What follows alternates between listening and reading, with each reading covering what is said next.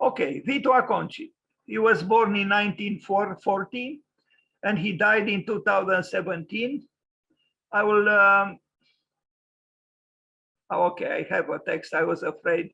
I placed this picture of him as a young man on the right and as a young man of a certain age. I remember what Le Corbusier said at 72, there was a film made by BBC about Le Corbusier, and he introduced himself by saying, "I'm a young man of 72. Well, the man on the left, Vito Acconci, he was at the time when the picture was taken, a young man of I don't know what age. Anyway, let's read a little bit about him.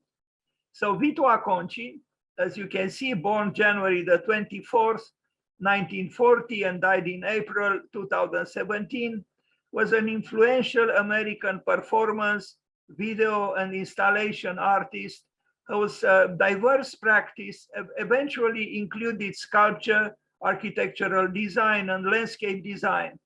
His foundational performance and video art was characterized by existential unease, exhibitionism, discomfort, transgression, and provocation, as well as wit and audacity, and often involved crossing boundaries such as public, private, consensual, non-consensual, and real-world art world. His work is considered to have influenced artists like including Laurie Anderson, Karen Finley, Bruce Nauman, and Tracy Emin, among others. Acconci was initially interested in radical poetry, but by the late 1960s, he began creating situationist influence performances in the street or for small audiences that explore the body and public space. Two of his most famous pieces were Following Peace from 1969, in which he selected random passerbys on New York City streets and followed them for as long as he was able. And Seedbed from 1972, so he was 32 years old then, in which he claimed that he masturbated while under a temporary floor at the Sonnabend Gallery as visitors walked above and heard him speaking. And we are going to see some pictures of an empty gallery, essentially, because he was underneath a temporary floor. So let's read a little further. In the late 1970s, he turned to sculpture, architecture, and design, greatly increasing the scale of his work, if not his art world profile. Over the next 2 decades, he developed public artworks and parks, airport rest areas, artificial islands, and other architectural projects that frequently embraced participation, change, and playfulness. Notable works of this period include Personal Island, designed for Zwolle, the Netherlands, walkways through the wall of the Wisconsin Center in Milwaukee, Wisconsin, and I'm afraid I do not pronounce well, and there is someone here who knows German. Maybe I should hesitate to pronounce. In Graz, kind of an island too. We are going to see it in Austria. Retrospectives of Acconci's work have been organized by important museums like this museum in Amsterdam, the Museum of Contemporary Art of Chicago, and his work is in numerous public collections, including those of the Museum of Modern Art and Whitney Museum of American Art in New York City. He has been recognized with fellowships from the National Endowment for the Arts, John Simon Guggenheim Memorial Foundation, and the American Academy in Rome. In addition to his art and design work, Acconci taught at many higher learning institutions. Acconci died on April 28, 2017 in Manhattan at age 77. So let's see some of his works. Well, as I read, he was initially a performance artist, and photography was important in his work. But I will show now some, before we actually review some of his works, and more in detail some architectural works, we'll see some pictures of the man. Just a second, please.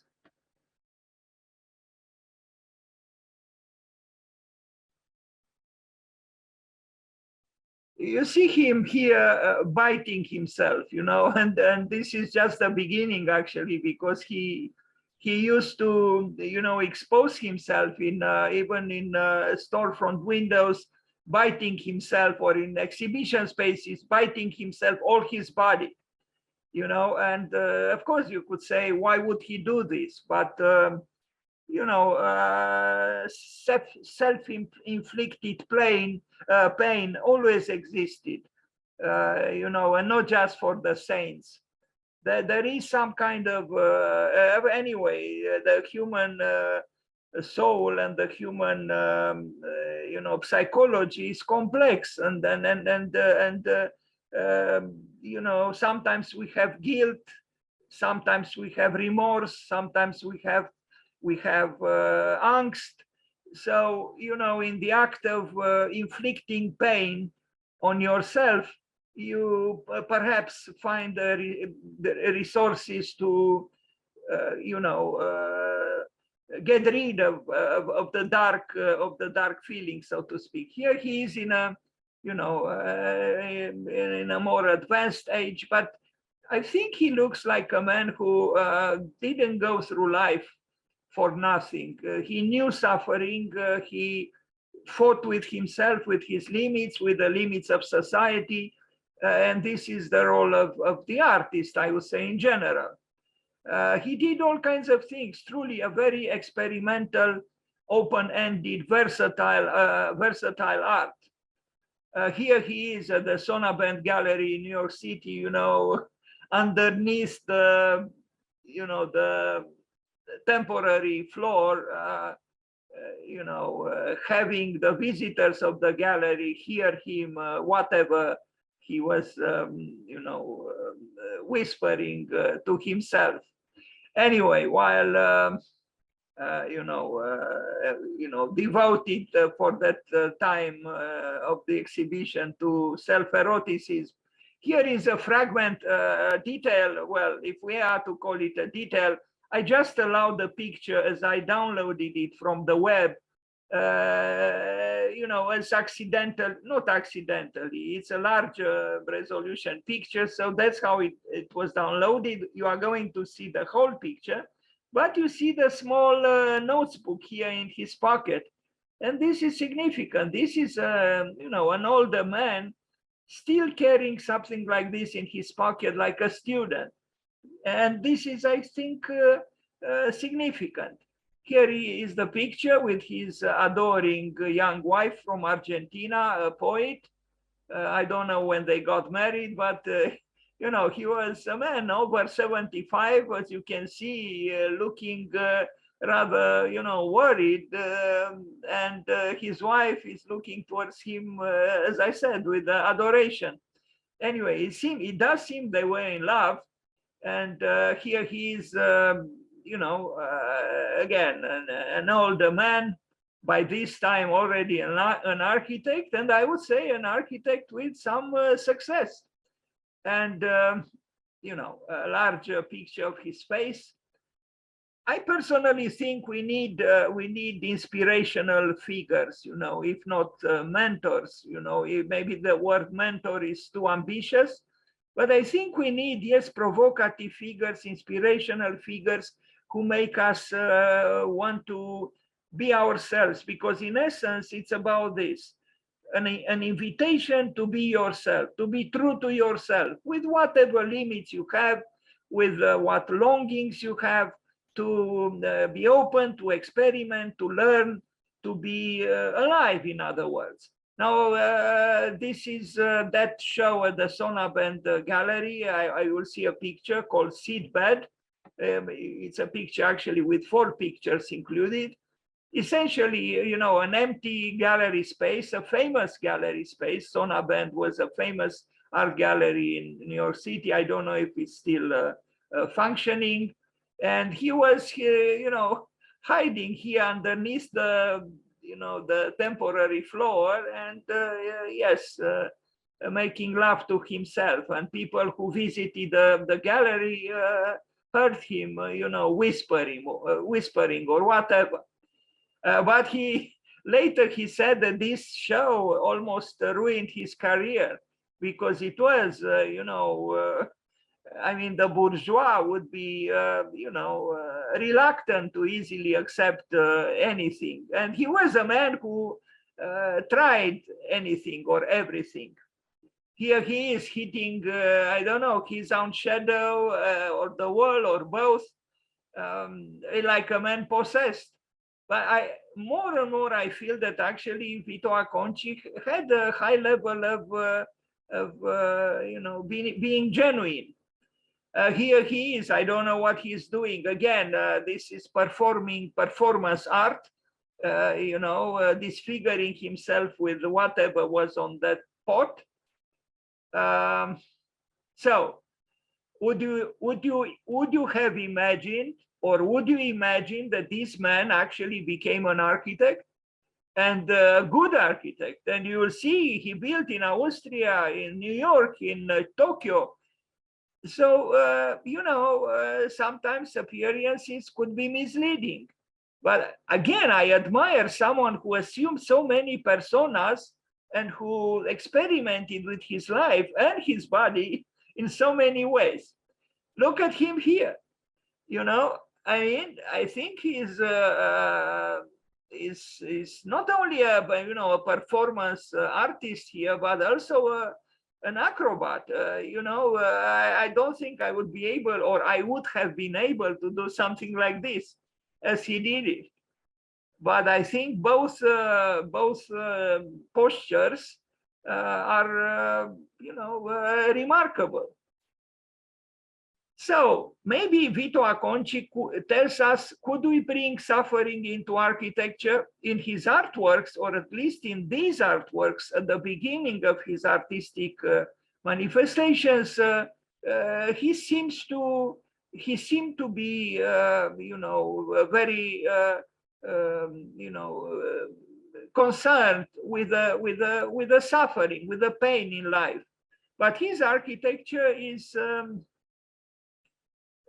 less so, and perhaps in architecture is not easy to express, what he was able to express in his acts of performative art. It's a subject that I think deserves attention.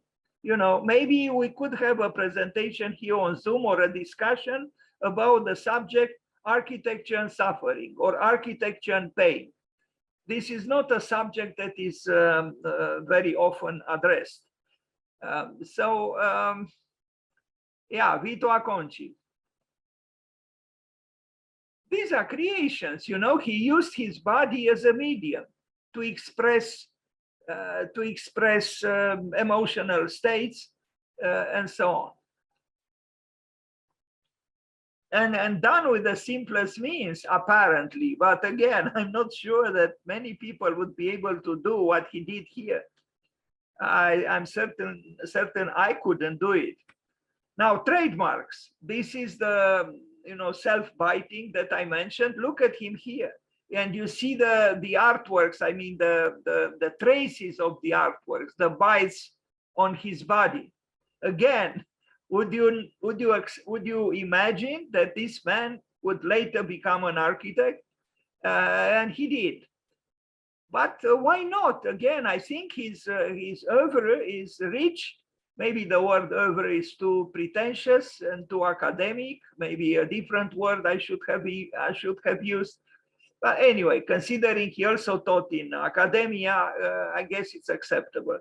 I found just before I started this presentation, this artwork by him, which I like very much, because it's, until now, you might have had the idea that perhaps this man was, that he was a provocateur was clear. But maybe you would have been tempted to think that there was some even cynicism there, exhibitionism, of course, tempted to see him in a kind rather, subjective, not subjective, maybe pejorative way. But this artwork, I think, testifies about his innocence. I mean, what artist today would draw that heart in the center of this, puzzled body, and also, showing, suffering, blood. So you probably know that in the Middle Ages, there are representations of knights or whatever, human beings taking out their hearts and displaying them kind of in a similar way, like here. And, this, I still consider this picture rather innocent. And because we do live kind of in a cynical time, to have the courage to show so clearly, so openly, the trembling heart at the center of the body, at the center of the being, this to me sends the message that this man was actually contemplating the cold realities of our time and longing for something else. And the longing was towards a more sensitive time, towards a time when the heart would occupy its deserved role in life. But there is the word brainstorm, but there is no the word heart storm, when in fact the brain does not storm. It is the heart that storms. But we are still obsessed by the brain. That's why the word brainstorm and no word heart storm exists. I like this work very much by VITO ACCONCI, and I discovered it just an hour ago or so. Now, VITO ACCONCI, he on Arch Daily, but I couldn't incorporate a video in this presentation. There is a video published by Arch Daily where VITO ACCONCI talks about why unbuilt projects are as important as the built ones. And maybe we should talk about this. Is it true? Is it false? I am tempted to think, I don't know. It's hard to compare or to make a hierarchy, to say one is more important than the other. I would put it this way. I think unbuilt projects are also important, because in the unbuilt projects, the thoughts and the imagination, the vision of the architect is present. And architecture is an intellectual art, is an art which manifests itself, sometimes, as Peter Eisenman thought, even better in the drawing than in the built work. Although, in my opinion, the real test for a building is being built, because being built and used for certain functions, confronted with the elements, confronted with the passage of time, confronted with the apparent movement of the sun on the sky, the building shows, I think, its true face, so to speak. But I think VITO ACCONCI is right. Unbuilt projects should not be ignored, because those unbuilt projects are important for the discipline we call architecture, for the architectural discourse. And I know there are people who consider the unbuilt projects paper architecture, but I think much of architecture is actually paper architecture. You can find a lot of paper architecture, so-called paper architecture, in Le Corbusier, in Frank Lloyd Wright, in Palladio. All the drawings, the idealized drawings that Palladio did of his buildings and past works that he investigated in the Roman Forum. What else are they? They are just drawings, but they mean something. They are important for architecture. So again, if you are interested, you can see on Arch Daily a video with, I didn't watch it. I was in a hurry to finish this presentation, but there is a video with VITO ACCONCI.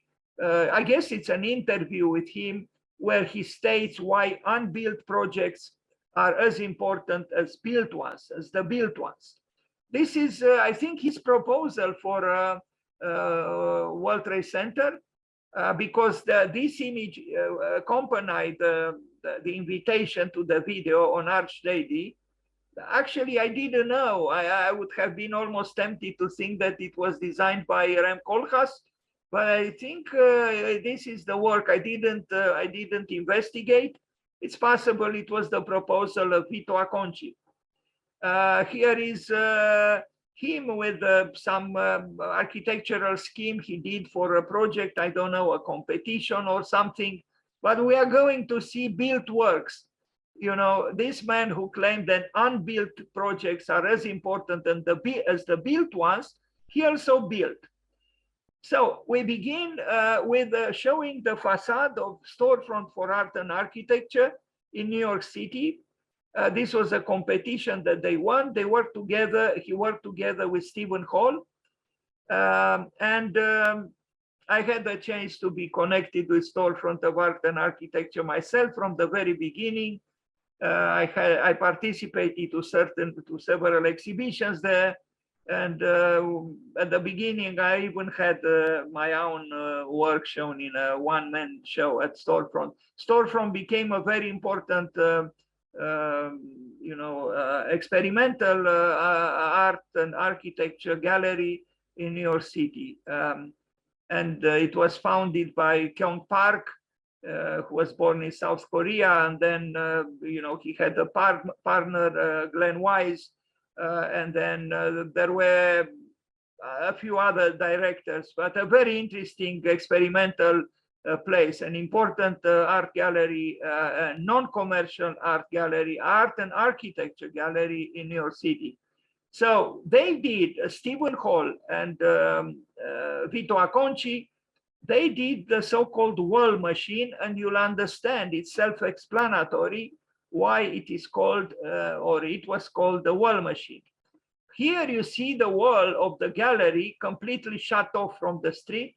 So it became a bulwark of resistance, a fortress, no opening towards the street. But even when these panels would open, it would still be a tensioned relationship with the street.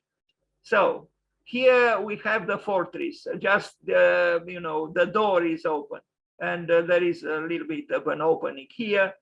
But look now, with an installation by Mark Forn inside the gallery, which almost seems to outburst from the gallery. I think this wall machine, as it was called by Stephen Hall and VITO ACCONCI, or VITO ACCONCI and Stephen Hall, expresses in a way the present, and maybe it always was like this, the present conflictual relationship between the private and the public, between the artist and society. It's a tensioned relationship. It's not a easy relationship. Here is a view from the interior of the gallery. So there are no windows, there are no doors. There are these movable partitions, that panels that could be opened in many ways, and thus express the complexity of the relationship between art and society, between the gallery and the street, between the private and the public. And I think it was a very good project by VITO ACCONCI and Stephen Hall, and I'm happy it was realized, it was built. And you see the architectural language is definitely modern, is provocative because it is kinetic, and yet, I mean, it has cohesion, but it also welcomes change or ad hoc interventions. And I think this is good. It was good. I think we need more galleries like this one in the world. And I think we need more artists like VITO ACCONCI, and more architects like Stephen Hall, and more architects like VITO ACCONCI, and maybe more artists like Stephen Hall. I didn't see artworks by Stephen Hall, but art is present implicitly in his architecture. So this is Storefront for Art and Architecture in New York City. You see here the interior becoming exterior with the shelves opening towards the street. Again, we saw actually this image, sorry, with Mark Forn, the rising star of the 21st century, as Patrick Schumacher called this French architect who now actually lives and works in New York, in Brooklyn, New York, and in the United States.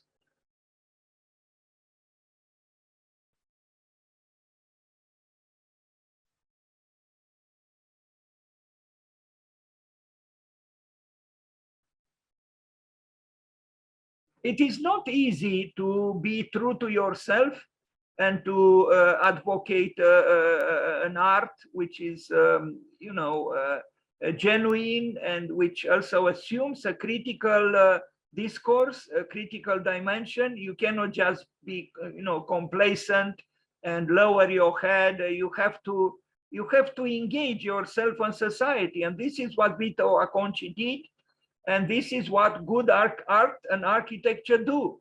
And this art gallery, the way it was conceived and the way it functioned, expressed this tension, dynamic, continuously changing and you know, provocative relationship between the inside and the outside, society and art, and so on. Now, the island in the Moore project in Graz is perhaps the best known work by him in Austria. Here it is. He built it. The architect who initially, I mean, who in the past was, you know, tormented artist who was biting himself in public and doing other things. Here he is building. He built this in 2003, I think, when Graz was chosen the cultural capital of Europe. And I'm glad it was built. Now, how do you explain it? That an artist, you know, an extreme artist, so to speak, who didn't study architecture, was able to build something like this? But then, you know, in older times, you had all the time artists who built, and very well. I mean, you know, Michelangelo himself, he was not an architect, he was a sculptor, but his architectural work is significant. Bernini also, and many, you know, they were not, it was a time then when there were no frontiers between art and architecture. And here we have a modern contemporary case also of an artist who crossed the frontiers, and there shouldn't be frontiers. And it shows clearly an artist can build. Here he is, VITO ACCONCI. You know, if you saw this work and didn't know who built it, you might have thought of, I don't know who, Massimiliano Puxas, or maybe even Foster. No, the self-biting man, VITO ACCONCI.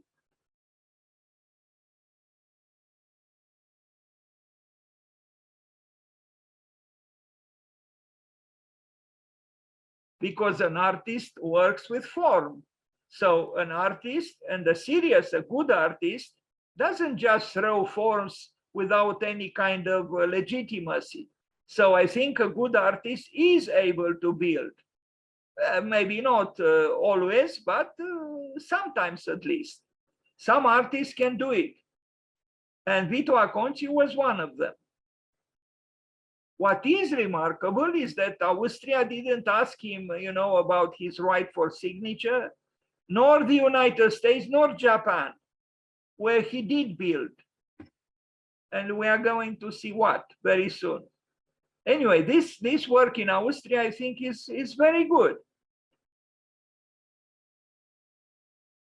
Okay, maybe its architectural language doesn't take us by surprise because we have seen, works with this kind of aesthetics. It's true, but it's still a good work, I think. Here he is, not far away from his creation, still looking a little bit tormented. The lonely artist. Well, later on in life, he did have his own office, and he had a few people who helped him, like young architects. But he didn't have, a big office and so on. This was a solitary man who was able, in time to be able to, have a small architectural practice. This is the model of this building, and I think again, it's good. Okay, this is the last image of this project. Now we'll go to the next one. Wave a Wall in New York City from 2006. So 3 years later, he did this work in New York City. Again, he was, playing with architectural fluidity and with a certain, kind of structure, if we have to call it so, with a structure which also had or has ornamental, attributes or qualities. Because, this structure, yes, it is structure, but it's also ornament and it's also enclosure. So it is in a way, pleasing Gottfried Semper because it is a woven enclosure, not with textile material per se, but it is kind of woven.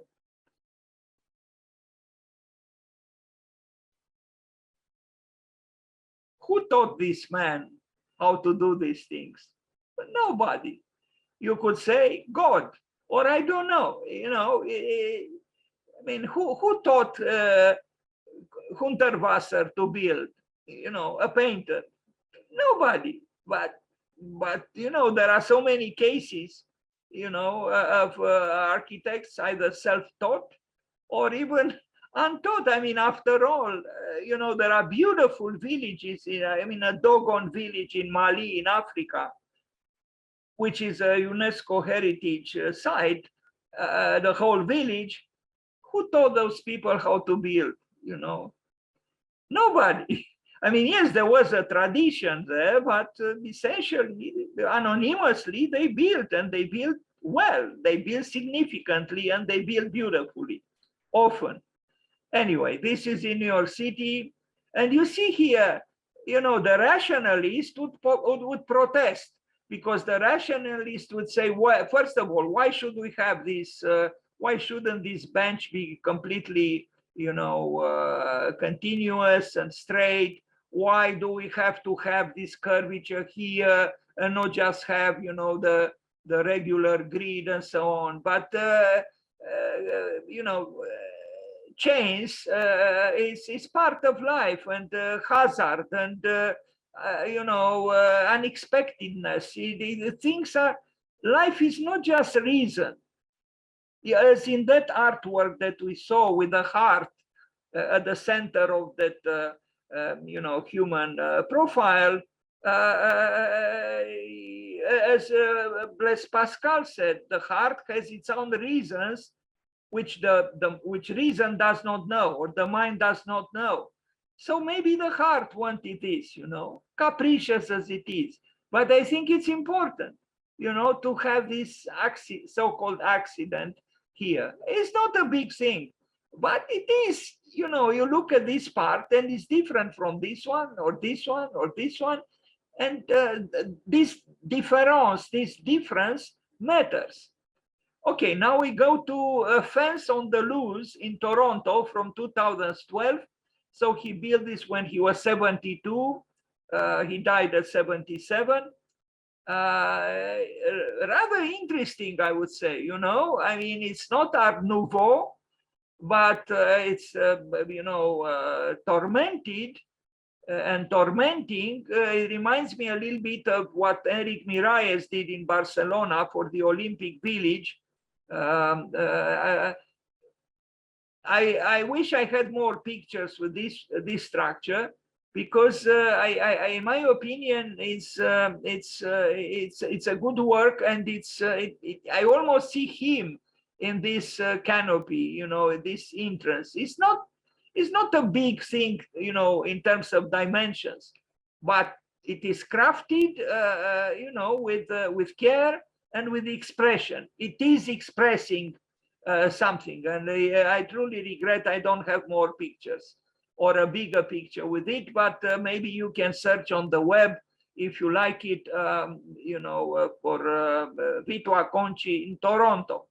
Now we look at the last work he built, the United Bamboo, or is the last work that I present about VITO ACCONCI today, United Bamboo Tokyo store. It's a boutique, but I think now it has a different function. Anyway, it was designed for a store, for a boutique in Tokyo, in Japan. I don't know if he designed, well, I guess he designed the whole building, including the envelope, the carcass. Well, when a building is designed with individuality and personality and expression, people, I think, are attracted towards. And we see here, I don't know if this was the opening of the show or not, but look here. Look at these apparently useless things on both sides of the building, left and right of the the glassed part. What do we see here? Well, these are ornamental. They don't have a structural, raison d'etre, but I think VITO ACCONCI, without studying architecture, he knew something that maybe apparently, and only apparently, Adolf Loos would have been against. That ornament should be banished, Loos thought, although he himself didn't banish it. But this is a type of ornament, if we have to call it so, which is not the so-called, classical one. It mimics actually structure in a way, but capriciously, and I like it. I think it, the skin of a building should have more than just the blunt, flat surface without anything on it. And the interior, it's a store. What can we say? But when you think about where this man came from, from masturbating under a floor at Sonaben Gallery to designing a store in Tokyo, it seems he came to terms, to an extent at least, with society, with life, and even with commerce. Was this a good thing? Is it a good thing? I don't know, but what can you do? If you want to build, you have to assume certain levels of dialogue with society. And since our raison d'etre in this world, in today's world, is to shop, then a store is inevitable. Maybe Barbara Kruger was right. I shop, therefore I am. And if I do not shop, I do not exist. I die. But anyway, VITO ACCONCI, the avant-garde, protesting artist, here he designed even a store. Other images of the store in Tokyo.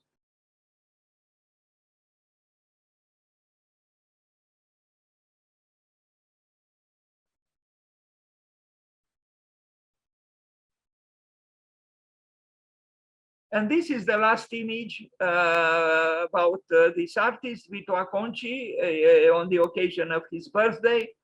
He died 5 years ago, but was born on January 24th.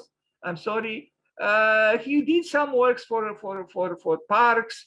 This is it for children? I don't know, but I think it's an interesting work. People can gather there. It's an amphitheater in a way, in open air, and stare at this face, which is actually his face. But his face is also my face and other people's face. It's in a way, it's an invitation to contemplate who you are, or to ask yourself, who am I? Or to ask the questions that Paul Gauguin asked, in the 19th century. Who are we? Where do we come from? Where are we going?